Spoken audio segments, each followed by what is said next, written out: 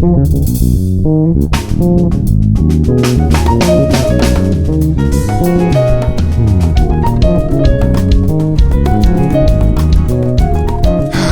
everybody, welcome to the Coffeehouse Conversations podcast, and I'm your host, Amos St. John. Glad to be back. I'm currently out of town, but you know what? I'm still making it happen. Yay! All right, last week I talked about 3 possible signs that you're in an unhealthy life cadence. Again, 3 possible signs that you're in an unhealthy life cadence. If you haven't checked it out, please feel free to go back and check it out. All right. But today, I really want to talk about the importance of your team and your inner circle, their strength and their success. Because on this past week, I had a conversation with a good friend of mine, and we were talking about, it was random. It was talking about, these, successful leaders and their teams, or lack of. And while we were talking, I just started getting concerned. Like, what happens if something were to happen to these people? Like, what's going to happen to their team? Like, what's going to happen to the system? Like, is it going to continue to function, or is it going to crumble? And so I was so concerned. So while I was talking, I just had an epiphany. I was like, man, I came up with the analogy about a pole and a tree. And for me, I look at a pole as being something tall, slender, like a telephone pole. It's basically primarily singular in its use. You know what I mean?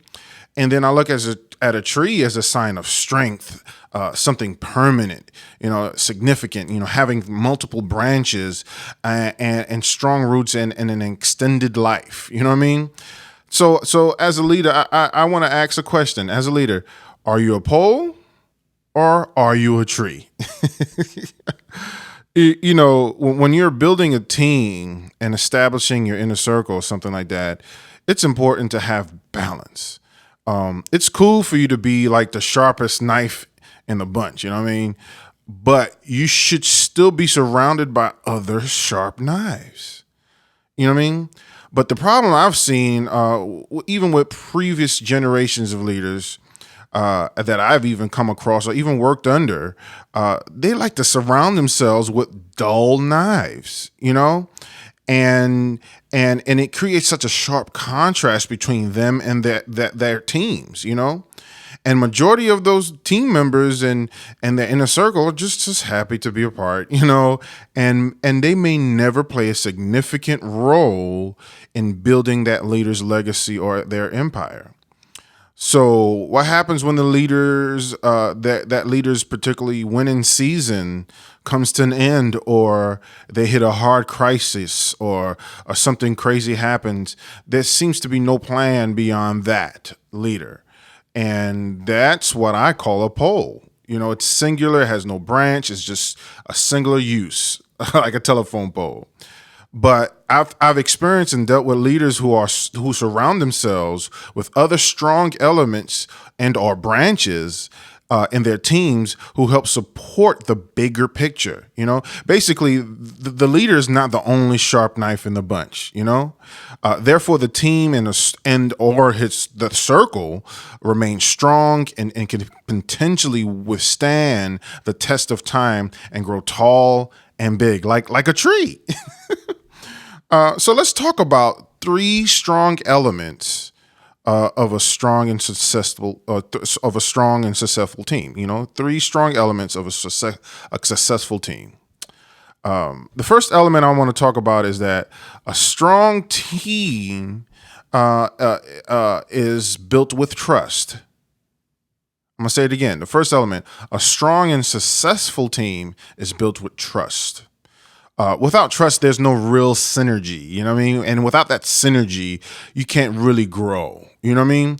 Now, some teams may experience like what I would call manufactured growth. If you got money or you got, something, you can kind of manufacture growth, but I don't think that's sustainable, you know what I mean?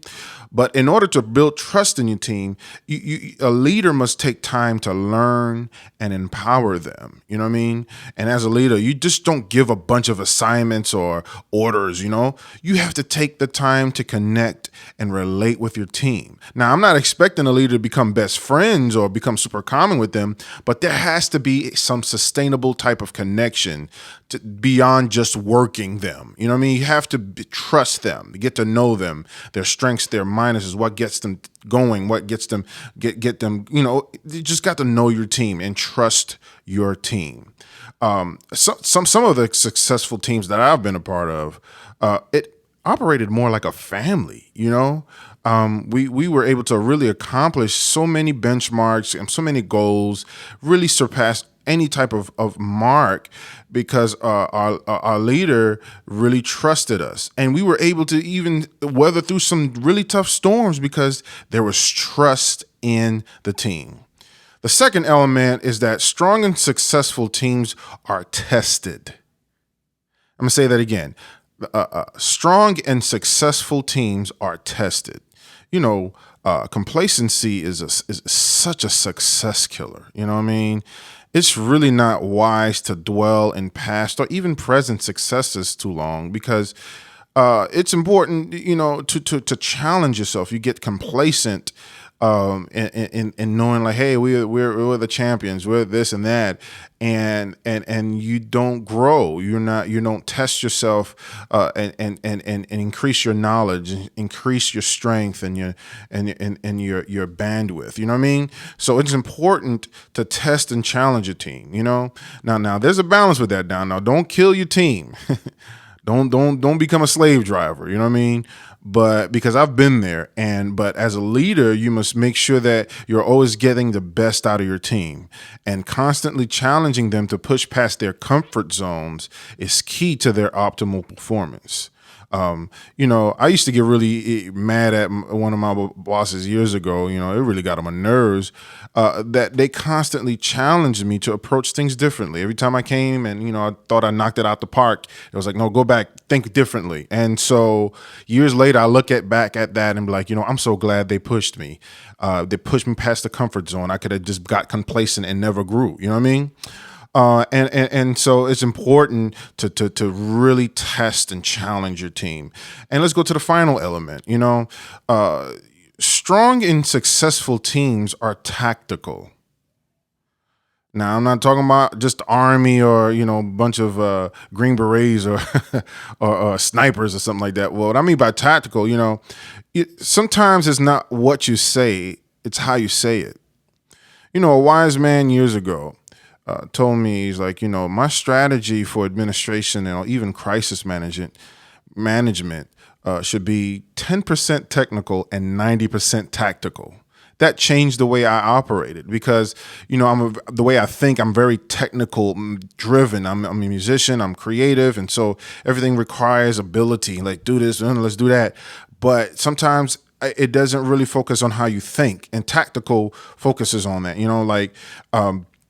when you're dealing with a tactical approach, it's more based on your decisions. You know what I mean? Now, when you approach it from a technical aspect, it's really based on your abilities. So if you learn to approach things from a more tactical approach, you're able to use your thinking along with your abilities and really get the optimal results. You know what I mean? And so I really don't play a lot of chess, but I know that some of the best chess players are really tactical thinkers, you know what I mean?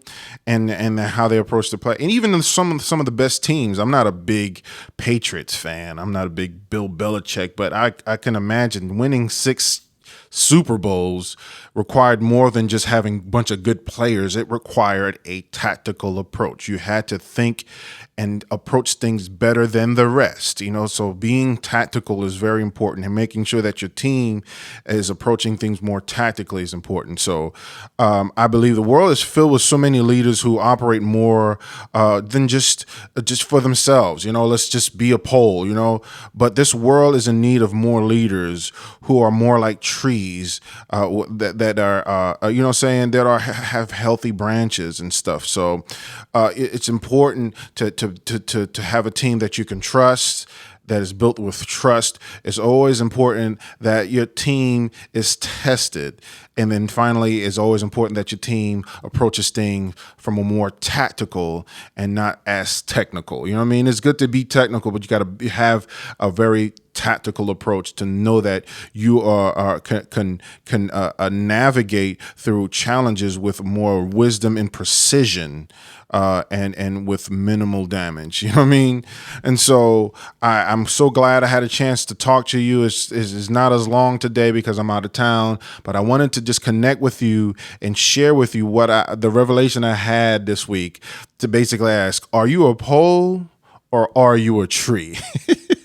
You know what I mean? Because, you have to surround yourself with people who are growing with you like a tree. You know what I mean? It has branches, has all this different things and diverse things about the tree that helps it to grow healthy and thing. Or are you going to be more like a pole where you have just people just looking at you grow or just looking at you being this great being? And so for me, I personally would much rather be a tree. And because I want people around me to benefit and grow too, because when I'm not around, they can be also their own trees. You know what I mean? And so I really hope that this really helps you today, like it's helped me, and really knowing that, you know what, I can't just only look at myself and what I do, or whatever successes I have, and not look to help the next person to come up. It's important to have that aspect of thinking, because there's too many people who operate and leaders who operate like poles. They're just for them, and not enough people acting like trees. So again, I ask you one more time: are you a pole or are you a tree? Thank you so much for tuning in to the Coffeehouse Conversations podcast. And I'm your host, Amos St. John. And until next time, have a